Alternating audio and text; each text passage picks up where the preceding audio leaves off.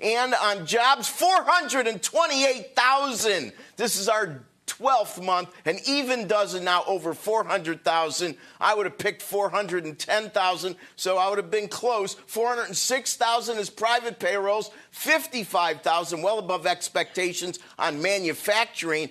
They are reviewing, everybody, a proposal from Joe Biden and Congress. This will actually give us an extra stimulus check every single month, and also it will help out the people that are on low income, Social Security, SSI, and SSDI. So, this benefit increase is currently being pushed by lawmakers, and the Social Security Administration is expected to receive more funds just to help prevent the benefit payments from running out. Now, back in March, the Social Security Board of Trustees did release the annual report on the financial status of the Social Security Trust Fund. And according to this report, cash for the Social Security program is going to run out in 2031. That's just in 8 years' time. If more funds are not directed to the support, then 66 million recipients are going to have their benefits cut by a quarter. This prediction is a year closer than the previous estimate of 2032. That's because of slower than expected economic growth. The trustee lead and Treasury Secretary Janet Yellen to reporters, Social Security and Medicare are two bedrock programs that older Americans rely upon for their Social Security. The Biden-Harris administration is committed to ensuring the long-term viability of these critical programs so that retirees can receive the hard-earned benefits that they are owed.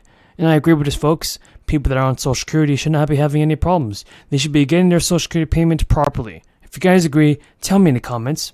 Elsewhere, though, the combined asset reserves of both the Aging and Survivors Insurance and Disability Insurance Trust Fund will be depleted by 2034. That's if Congress does not act before then. There will only be enough revenue to pay for the 80% of scheduled benefits, and the Old Age and Survivors Insurance Trust Fund will be payable to scheduled benefits until 2033, after which only 77% of scheduled benefits will be payable. The annual report states that the reserve assets of the combined trust funds decreased by $22 billion in 2022 for a total of almost $2.83 trillion. In addition, the total annual cost of the program is projected to exceed total annual revenue this year. And according to the trustees, Social Security costs have exceeded their non-interest income since 2020. In calendar year, Social Security paid around $1 trillion in benefits to approximately 66 million people. 66 million beneficiaries, that is. An estimated 181 million people had earnings covered by Social Security and paid the payroll taxes.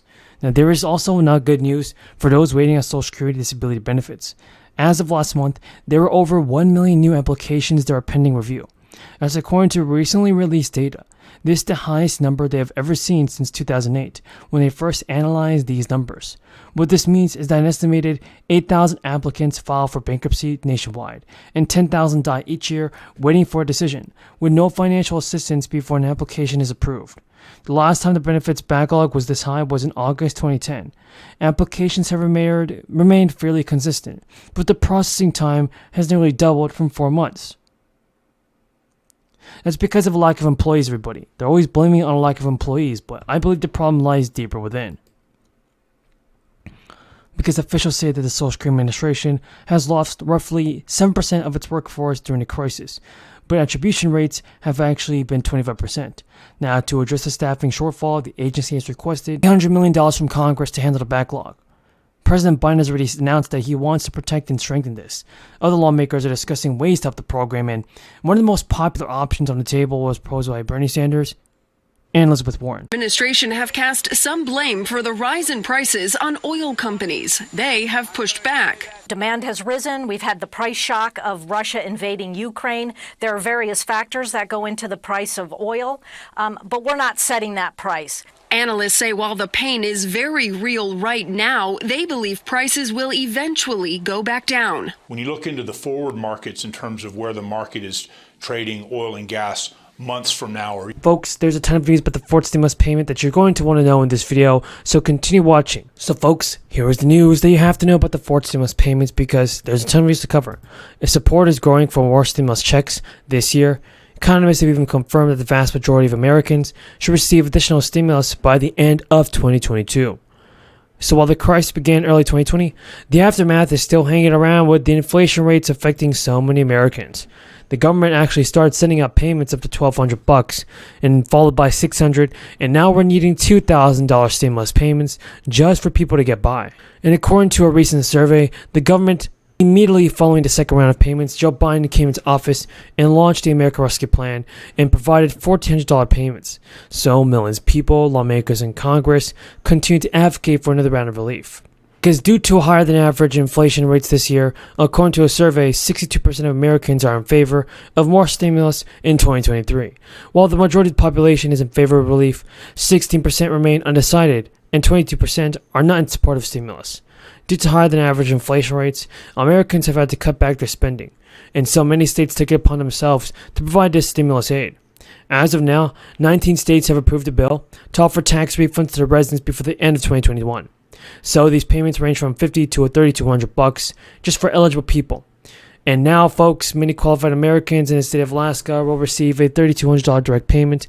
The Alaska legislature adopted a budget earlier this year. It includes $3,200 in payouts for qualified people by the end of the year. And according to the Alaska Public Media, the first round of this direct payments has actually begun to arrive in bank accounts this past fall, and paper checks are also continuing to be sent out. State officials have said that increased payments are necessary to do and deal with inflation, and rising energy prices and gas must be put down. Some states are obligated to disperse any excess funds, with residents instead reinvesting the money into the economy. So when it's too early to just determine whether states will have access to another stimulus package this year, many of the states are already doing their own thing. Employees in a school district in Maryland can expect extra cash because of the state and the city. Officials have said that around $1,000 is going out on December 16th to people who qualify for the stimulus, and Rhode Island is just sending a one-time payment of $250 per child. Households can receive a payment of up to 3 dependent children for a maximum of $750. And even the child tax rebate, everybody, began distribution in October. Taxpayers who file their state tax returns on extension by October 22 will receive the rebates in December of this year. And earlier this year, the Oregon legislature approved a one-time $600 stimulus check. Taxpayers got a lot of money this time, and so many people received the stimulus money that they need. The Budget Office and the Joint Committee on Taxation released a report of the true cost of a permanent expansion. And it's pretty shocking for a number of reasons. First is the financial cost. By expanding the Obamacare premium tax credits and making them permanent, Democrats will add $248 billion to the federal deficit over the next decade. Mr. President, at my age and your age, we're not going to be the ones that have to pay that money back. But these young people sitting down here are going to have to pay the price for the profligate spending today. And all Americans will pay the price by adding fuel to the fire of inflation. For whatever reasons I really can't fathom, the federal debt and the national debt